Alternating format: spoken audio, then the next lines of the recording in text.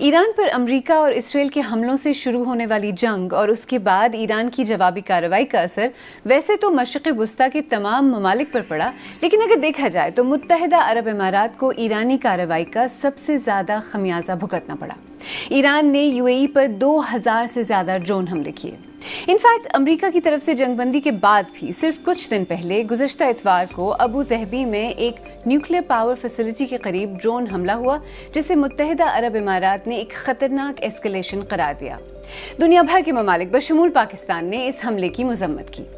UAE کے وزیر دفاع نے کہا کہ 3 ڈرونز مغربی سرحد کی سمت سے ملک میں داخل ہوئے، جن میں سے 2 کو انٹرسیپٹ کر دیا گیا، لیکن تیسرا ابو ظہبی میں قائم برکہ نیوکلیئر پاور پلانٹ کے ایک حصے پر لگا، جہاں اس کے نتیجے میں آگ لگ گئی۔ آپ کو پتہ ہے نا کہ خلیجی ممالک میں سے صرف متحدہ عرب امارات اور بحرین ایسے 2 ملک ہیں جن کے اسرائیل کے ساتھ باقاعدہ سفارتی تعلقات ہیں۔ شاید آپ نے یہ بھی سنا ہو کہ حال ہی میں اسرائیلی وزیر اعظم نے اس بات کی تصدیق کی کہ ایران پر امریکی اور اسرائیلی حملوں کے دوران انہوں نے UAE کا خفیہ دورہ کیا تھا۔ ابو ظہبی اس طرح کے کسی بھی دورے کی تردید کرتا ہے۔ اس سارے معاملے کا ایک اور پہلو یہ بھی ہے کہ اس سال اپریل میں متحدہ عرب امارات نے اعلان کیا کہ وہ 60 سال کی رکنیت کے بعد اوپیک یعنی organisation of petroleum producing countries اور اوپیک پلس گروپ سے نکل رہا ہے۔ یہ اعلان تیل پیدا کرنے والے ممالک خاص طور پر سعودی عرب کے لیے کافی حیران کن تھا۔ اس بیک گراؤنڈ میں آج سیربین میں یہ سمجھنے کی کوشش کریں گے کہ ایسا کیوں لگتا ہے کہ متحدہ عرب امارات باقی خلیجی ممالک کے مقابلے میں بالکل الگ سمت اختیار کر رہا ہے، اور ایران اور UAE کے درمیان اس بظاہر دشمنی کی آخر وجہ کیا ہے۔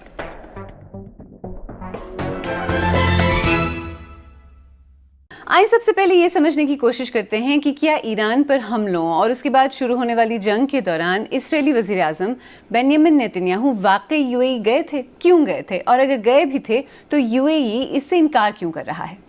ہوا یہ کہ حال ہی میں اسرائیلی وزیر اعظم کے دفتر کی طرف سے جاری کیے گئے ایک بیان میں کہا گیا کہ ایران جنگ کے دوران نیتنیاہو نے متحدہ عرب امارات کا خفیہ دورہ کیا۔ اس کے صرف 2 گھنٹے بعد متحدہ عرب امارات کی وزارت خارجہ نے کہا کہ ایسا کوئی دورہ نہیں ہوا۔ متحدہ عرب امارات کی وزارت خارجہ کے بیان میں اس بات پر زور دیا گیا کہ اسرائیل کے ساتھ اس کے تعلقات ایبراہم اکارڈز کے فریم ورک کے اندر بنائے گئے ہیں اور یہ رازداری یا خفیہ معاہدوں پر مبنی نہیں۔ یہاں یہ یاد رکھنا بھی ضروری ہے کہ اسرائیلی میڈیا نے جنگ کے دوران اسرائیل کی داخلی سلامتی کے ادارے شباک اور خفیہ ادارے موساد کے سربراہان کے UAE کے دوروں کی بھی بات کی تھی۔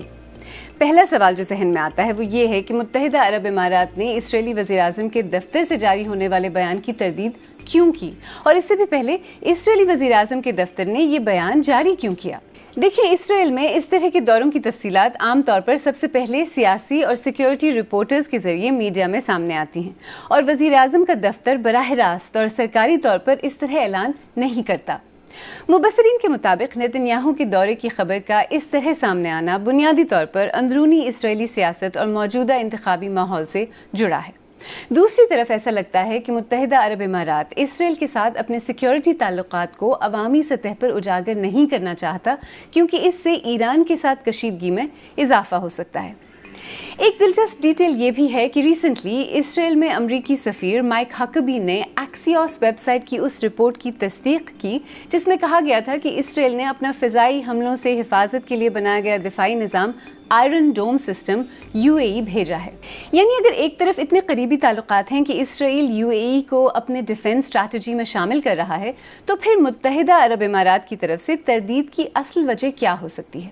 یہی سوال میں نے انٹرنیشنل ریلیشنز ایکسپرٹ ہما بقائی سے پوچھا۔ دیکھیے، جو اوور آل امپریشن بنا ہے تہران کا وہ یہ ہے کہ اگر تہران پرسیوڈ نیوٹریلٹی دیکھے تو وہ ہٹ نہیں کرتا، اور اسی لیے میرا خیال ہے کہ UAE چاہتا تھا کہ اگر یہ دورہ ہوا بھی ہے تو اس کو اوپن نہ کیا جائے۔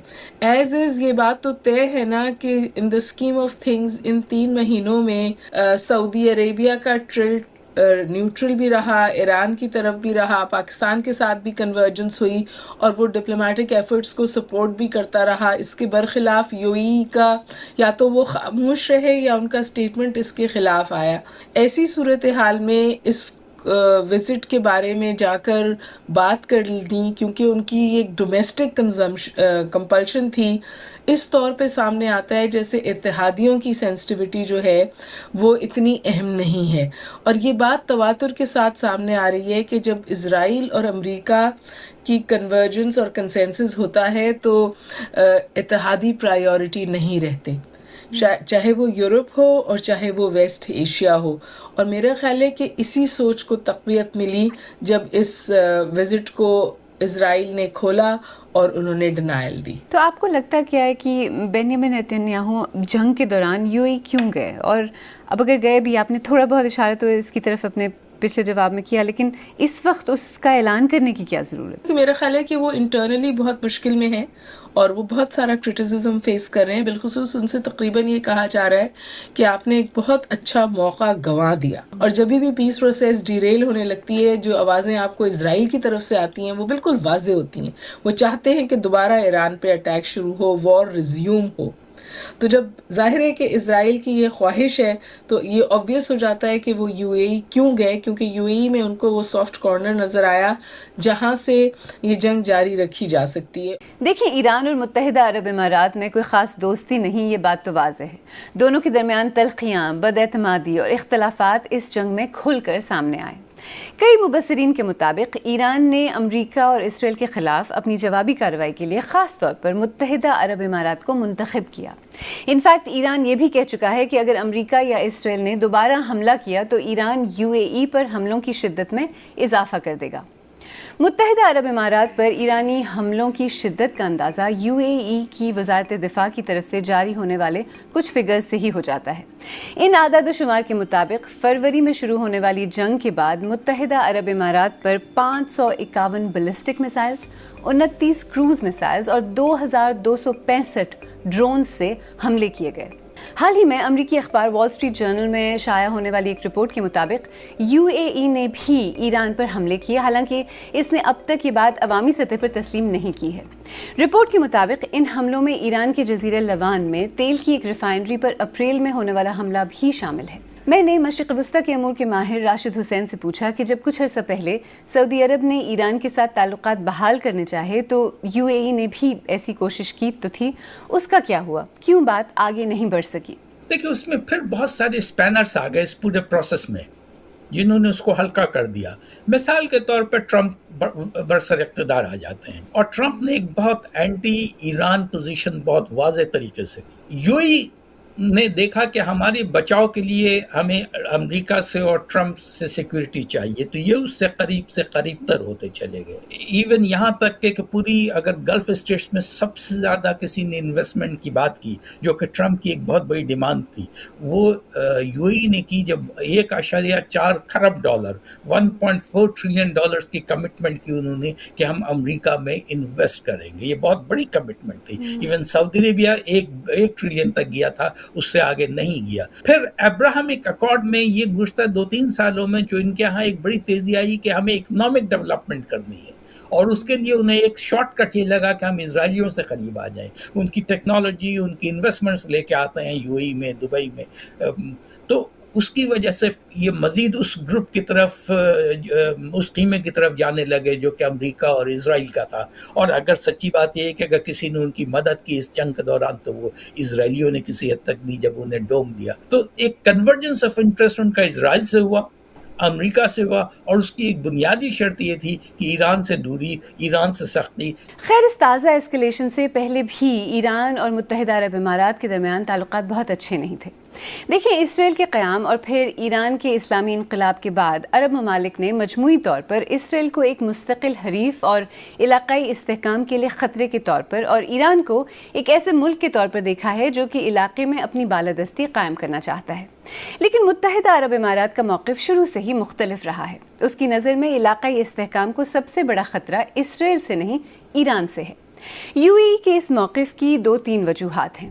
بات اسلامی انقلاب سے پہلے شروع ہوئی جب شاہ ایران رضا شاہ پہلوی نے 1971 میں متحدہ عرب امارات کی آزادی سے کچھ ہی دن پہلے ابو موسیٰ، تنب بزرگ اور تنب کچک نامی جزیروں پر قبضہ کر لیا تھا. متحدہ عرب امارات آج بھی ان تینوں جزیروں کو اپنا حصہ تصور کرتا ہے اور اس بارے میں بین الاقوامی مداخلت کا خواہاں ہے، جبکہ ایران کہتا ہے کہ یہ جزیرے ایران کا حصہ ہیں اور ان کے بارے میں کوئی بات نہیں ہو سکتی۔ پھر ایران کے اسلامی انقلاب کے بعد ایران اور یو اے ای کی رائیولری میں ایک نظریاتی پہلو بھی شامل ہو گیا۔ یو اے ای کی نظر میں ایران کی طرف سے حزب اللہ، حماس اور حوثیوں کی حمایت اور اس کا نیوکلیئر پروگرام خطے کی سالمیت اور استحکام اور خطے میں قائم بادشاہتوں کے لیے شدید خطرہ ہے۔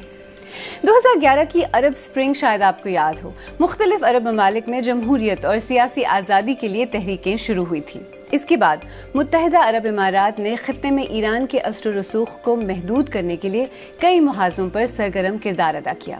اس کی سب سے نمایاں مثال یمن میں فوجی مداخلت تھی۔ یو اے ای کو خدشہ تھا کہ ایران کی حمایت یافتہ حوثی اگر باب المندب کی اہم آبی گزرگاہ پر کنٹرول مضبوط کر لیتے ہیں تو یہ نہ صرف خلیجی تجارت بلکہ امارات کی تیل کی برآمدات اور بحری راستوں کے لیے بھی براہ راست خطرہ بن سکتا ہے۔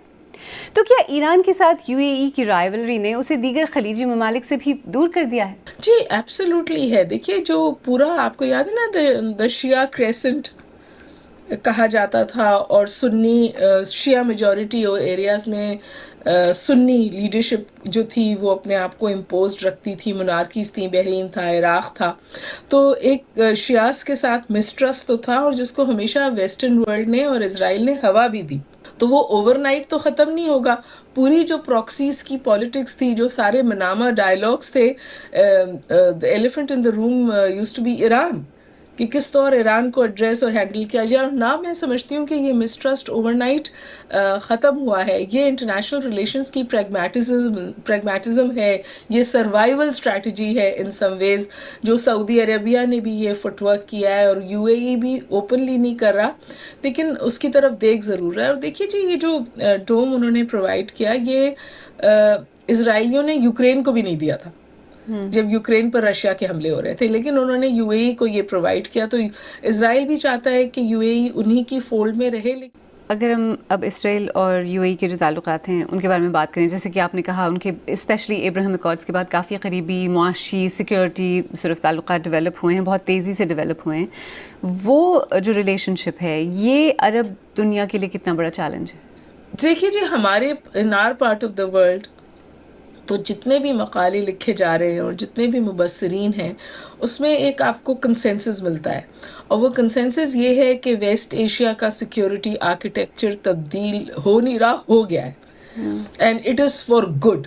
اچھا، اب اگر عرب ممالک کے درمیان اختلاف، خاص طور پر متحدہ عرب امارات اور دیگر خلیجی ممالک کے بالکل مختلف مواقف کے بارے میں بات کریں تو اس کے پیچھے وجہ کیا ہو سکتی ہے، اور کیا یہ ایک لانگ ٹرم خلیج ہے؟ بنیادی طور پہ عرب اسٹریٹس جسے ہم کہتے ہیں وہ کبھی عرب حکمرانوں کے ساتھ نہیں چلے ہیں۔ اس وقت بھی یو اے ای میں جو کچھ ہو رہا ہے یہ ان کے حکمراں کر رہے ہیں۔ عام لوگوں کا خیال یہ ہے کہ جو یو اے ای کی عوام ہے وہ بول تو نہیں سکتی ہے، بولے گی کچھ نہیں، لیکن درون خانہ ان کے اندر یہ ضرور ہوگا کہ یہ ہم کس طرف جا رہے ہیں۔ اگر آپ ریسنٹلی گزشتہ چند دنوں کے کچھ اشارے دیکھیں، مثال کے طور پر ٹرمپ صاحب نے کہا کہ ہمیں کچھ دوست ممالک نے یہ کہا کہ ایران پر ابھی حملہ روک دیا جائے، اور اس میں انہوں نے پہلی دفعہ اگر نام لیا تو یو اے ای کا بھی لیا۔ یہ ایک بہت انٹرسٹنگ یہ تھی کہ اگر یو اے ای نے بھی ریکویسٹ یہ کیا کہ ایران پر بھی حملہ روکیں، ہم گفتگو کرنے کی کوشش کر رہے ہیں، تو ان سب چیزوں سے لگتا ہے یہ کہ تھوڑا سا یو اے ای جو بالکل دوسرے کیمپ میں جانے کی جا چکا تھا، شاید تھوڑا سا سوچ رہا ہے اور کسی حد تک اپنے آپ کو نیوٹرلائز کرنے کی کوشش کر رہا ہے، لیکن ابھی تک صرف اشارے ہیں۔ یہ اونٹ کس کروٹ بیٹھتا ہے یہ اس کا فیصلہ آئندہ چند ہفتوں میں ہوگا۔ دیکھیے یو اے ای ابھی بھی آن دا فینس ہے۔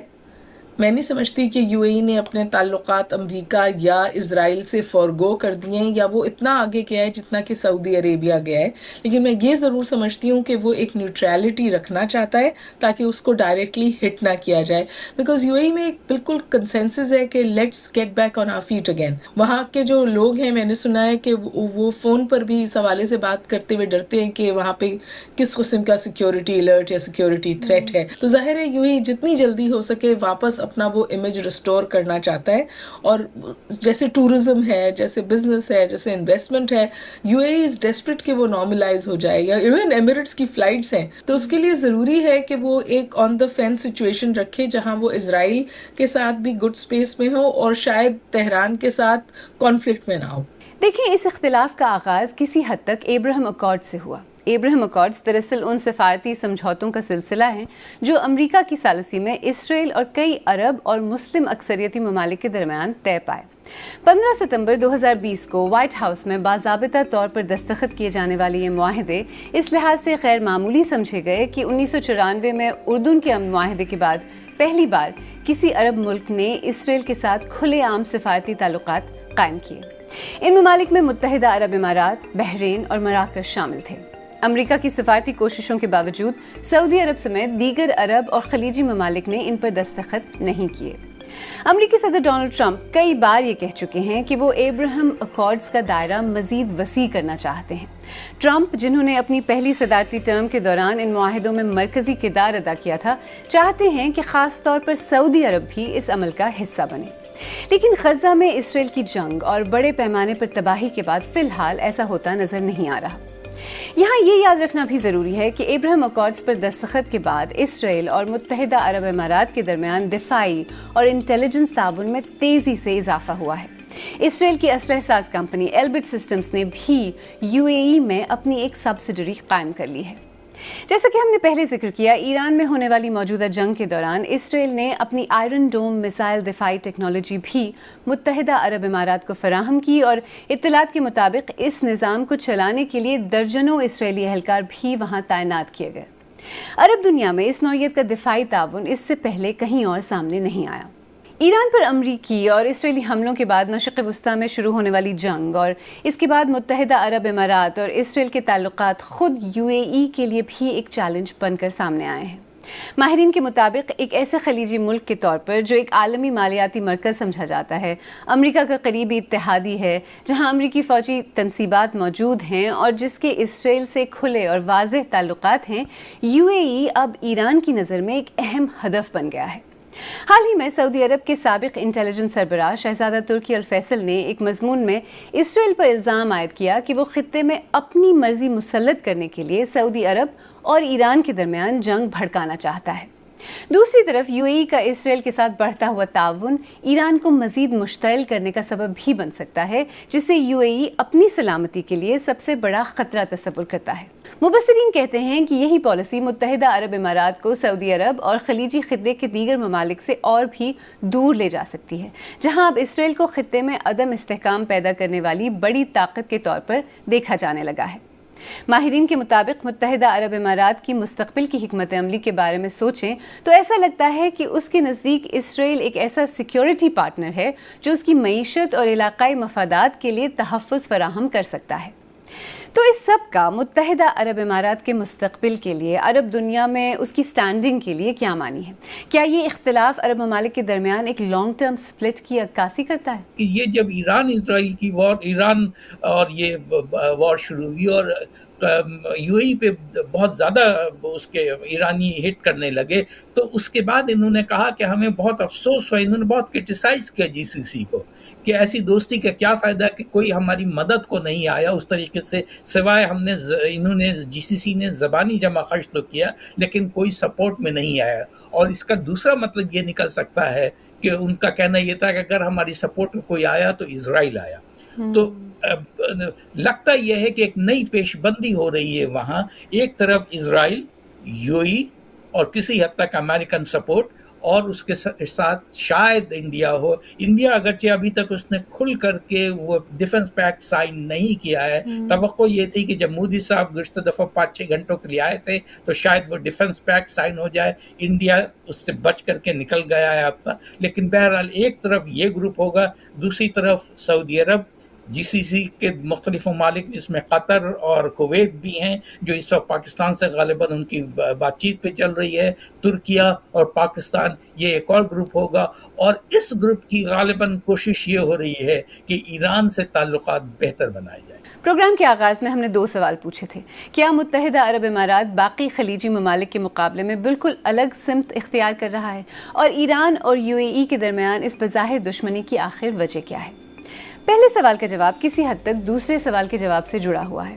ایران کے ساتھ متحدہ عرب امارات کے تلخ تعلقات کی ایک طویل تاریخ ہے جس کے کئی پہلو ہیں. ایرانی پراکسیز کا مسئلہ، جزیروں کا تنازع، نظریاتی اختلاف، امریکہ اور اس کے ذریعے اسرائیل کے ساتھ بالکل مختلف نوعیت کے تعلقات.